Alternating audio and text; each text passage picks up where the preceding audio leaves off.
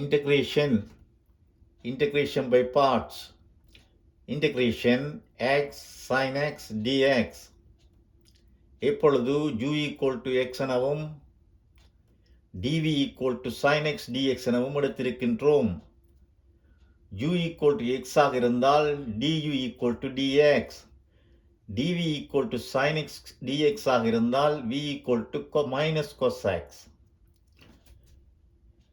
இப்பொழுது integration by பார்ட்ஸுக்குரிய ஃபார்முலாவை பார்ப்போம். Integration u dv equal to uv minus integration v du.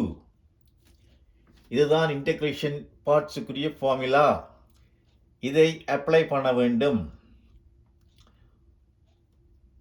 இப்போது சப்ஸ்டியூட் பண்ணுவோம். u equal to x எனவும் இங்கே u equal to x எனவும் dv equal to sin x dx எனவும் சப்ஸ்டிடியூட் பண்ணுகிறோம்.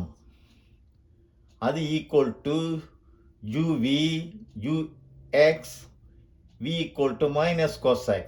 ஆகவே minus x cos x minus integration v க்கு பதிலாக minus cos x dx.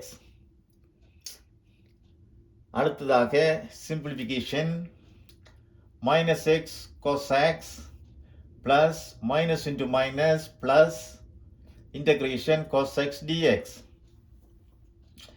இப்பொழுது minus x cos x plus integration cos x dx க்கு பெறுமதி sin x plus c. விடை minus x cos x plus sin x plus c என வரும்.